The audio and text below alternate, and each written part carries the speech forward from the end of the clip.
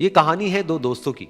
और उनकी दोस्ती की शुरुआत हुई थी अभी कुछ दिन पहले हॉस्पिटल के कमरे से, जहां पर वो दोनों एडमिट थे। तो दोनों में से जो एक था, उसको अभी कुछ दिन पहले एक पैरालिसिस का अटैक आया था, जिसकी वजह से गर्दन के नीचे की उसकी पूरी बॉडी पैरालाइज हो गई थी और वो अपनी एक उंगली तक नहीं हिला सकता था।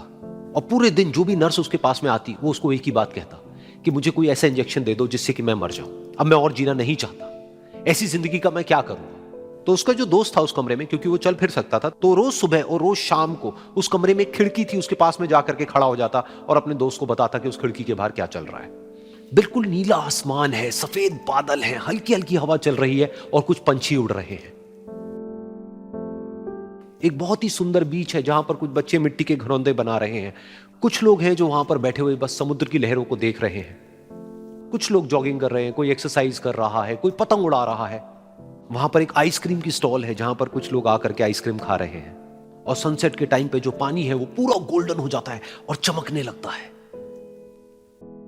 तो शुरू में तो जब उसने वो सब बताना शुरू किया तो उसके दोस्त के ऊपर ज्यादा असर नहीं हुआ, लेकिन धीरे धीरे उसके अंदर जीने की चाह जागने लगी। अब वो सुबह का इंतजार करने लगा कि जल्दी से सुबह हो और मेरा दोस्त मुझे बताए कि आज यहां पर क्या हो रहा है। कुछ दिन तक ऐसे ही चलता रहा। फिर एक दिन जब वो सुबह उठा तो उसने देखा कि सामने वाला बेड खाली है। फिर उसने नर्स को बुलाया और उससे पूछा कि क्या वो डिस्चार्ज हो गया है। तो नर्स ने कहा कि आपको तो उन्होंने बताया होगा, उनके पास कुछ ही दिन बाकी थे और कल रात को ही उनकी डेथ हो गई है।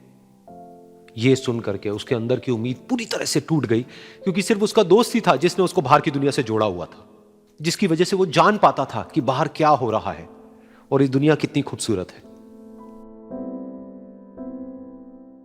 तो कुछ दिन तक तो वो रोता रहा और उसने जीने की चाह छोड़ दी। लेकिन दूसरी ही तरफ से उसके अंदर कहीं ना कहीं एक नई चाह पैदा हुई कि काश मरने से पहले एक बार मैं खुद अपनी आंखों से देखूं इस खिड़की के बाहर कि ये दुनिया कैसी है।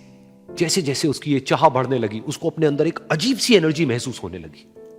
और फिर एक दिन उसने अपनी पूरी ताकत लगा दी और किसी तरीके से वो बेड से नीचे गिरा और पकड़ पकड़ करके किसी तरह से उस खिड़की तक पहुंचा। फिर उस खिड़की को पकड़ करके वो खड़ा हुआ और खिड़की के बाहर देख लिया।